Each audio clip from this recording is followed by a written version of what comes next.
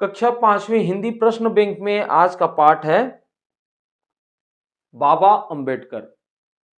दिए गए अंश को पढ़कर नीचे लिखे प्रश्नों के सही उत्तर पर टिक निशान लगाओ। तो विदेश में रह करके डॉक्टर अंबेडकर ने 2 पुस्तकें लिखी। धीरे धीरे उनकी विद्वता की धाक जमने लगी। मुंबई के एक कॉलेज में उन्हें प्रोफेसर के पद पर नियुक्त कर लिया गया, किंतु यहाँ भी झंझट थी। धर्म के कट्टर लोग उनसे घृणा करते थे। किसी प्रकार भीमराव ने 2 वर्ष निकाले और अंत में यहाँ भी उन्होंने त्याग पत्र किया और धन की कमी के कारण कुछ समय बाद उसे बंद करना पड़ा। फिर भीमराव पढ़ने के लिए फिर लंदन चले गए और वहां 3 वर्ष रहकर उन्होंने अर्थशास्त्र में डॉक्टर की उपाधि प्राप्त की और सन 1923 में वे मुंबई लौट आए और उन्होंने वकालत आरंभ कर दी।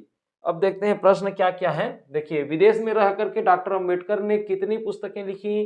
तो इसका सही उत्तर है 2 पुस्तकें लिखी। यहाँ पर है उसका उत्तर, आप देख सकते हैं 2 पुस्तकें उन्होंने लिखी। ठीक है, फिर हम देखते हैं डॉक्टर अंबेडकर मुंबई के कॉलेज में कितने वर्ष रहे? 1 वर्ष, 3 वर्ष या 2 वर्ष? 2 वर्ष रहे। यहाँ पर मुंबई के कॉलेज में कितने वर्ष रहे? तो किसी प्रकार से भीमराव ने 2 वर्ष निकाले, ये इस प्रकार से है। फिर आगे हम देखें, डॉक्टर अंबेडकर ने कौन सा साप्ताहिक पत्र निकाला? मूल नायक या भीम नायक या महानायक? तो यहाँ पर सही उत्तर हो जाएगा महानायक। यहाँ पर होगा कहीं पर, देखिए सॉरी, यहाँ पर मूल नायक नामक साप्ताहिक पत्र निकालना शुरू किया। तो सही उत्तर क्या है आपका? मूल नायक।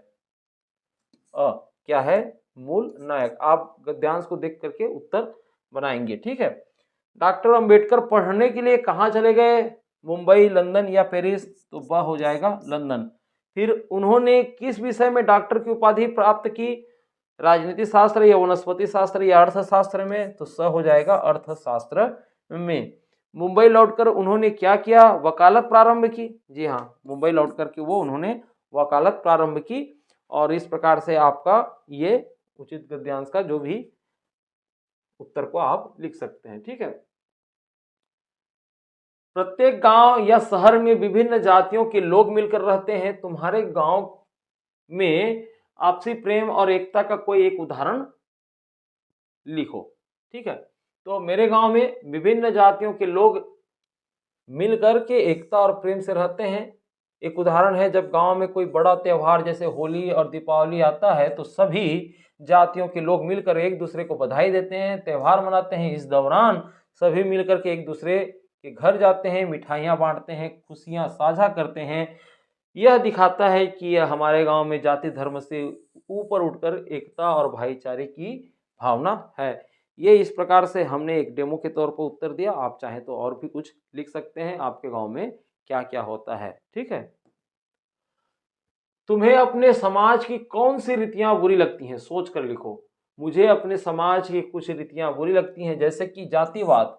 जातिवाद अभी भी है, और लिंग भेद, है ना। लिंग भेद कहने का मतलब लड़का और लड़की में भेद रखना। ठीक है, तो जातिवाद के कारण लोगों को उनके जन्म के आधार पर नीचा या ऊंचा माना जाता है, जो कि क्या है? गलत है। इसी तरीके से कुछ जगहों में लड़कियों को लड़कों से कमतर समझा जाता है और उन्हें समान अवसर नहीं मिलते, और ये रीतियां समाज में असमानता और भेदभाव फैलाती हैं और हमें इनसे लड़ने की जरूरत है। ठीक है, इस तरह से आप उत्तर लिख सकते हैं। जाति के आधार पर कोई छोटा या बड़ा नहीं होता। तुम छोटा या बड़ा किसे मानते हो? और इसको लिखना है। तो मैं मानता हूं जाति के आधार पर कोई छोटा या बड़ा नहीं होता। हर इंसान का मूल्य उनके कर्मों, उनके अच्छे कार्यों और समाज में योगदान के आधार पर होता है, न कि उसकी जाति या जन्म के आधार पर। सभी को समान सम्मान मिलना चाहिए, चाहे वो किसी भी जाति या समुदाय से हो। इसलिए किसी को छोटा या बड़ा नहीं मानता, बल्कि मैं मानता हूं कि हर व्यक्ति का सम्मान किया जाना चाहिए। ये इस प्रकार से आप इसका उत्तर लिख सकते हैं। आपके असाइनमेंट में, प्रदत्त कार्य में, जो लोग दूसरों की भलाई के लिए काम करते हैं उन्हें समाज सेवक कहते हैं। ठीक है, और अपनी जाति अथवा समाज के ऐसे किसी समाज सेवक के बारे में पता करो और उनके काम के बारे में लिखो। तो यहाँ पर हम कोई एक आध एग्जाम्पल ले लेंगे, है ना। तो जैसे कि हम यहाँ पर एग्जाम्पल ले लिए हैं कि मेरे समाज में एक प्रसिद्ध समाज सेवक हैं जिनका नाम श्री रामकृष्ण यादव, एक ऐसे ही नाम है, ठीक है। आप अपने आसपास में क्या नाम के हैं उसको आप लिख सकते हैं उनकी जगह में, ठीक है। उन्होंने गांव के बच्चों को मुफ्त शिक्षा देने के लिए एक स्कूल खोला और वहां गरीब बच्चों को पढ़ाने का काम किया। इसके अलावा उन्होंने गांव में स्वास्थ्य सुविधाओं को बेहतर बनाने के लिए कई स्वास्थ्य शिविर आयोजित किए। साथ में उनका मानना था कि शिक्षा और स्वास्थ्य ही समाज के विकास के लिए सबसे महत्वपूर्ण है। उनके कार्यों में गांव में एक सकारात्मक बदलाव लाया और लोग उनकी सेवा भावना के सराहना करते हैं। इस प्रकार से आप लिख सकते हैं बच्चों, ठीक है।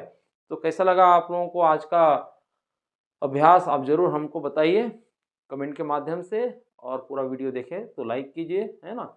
हम मिलते हैं ऐसे ही एक नए पाठ का प्रश्न अभ्यास लेकर के।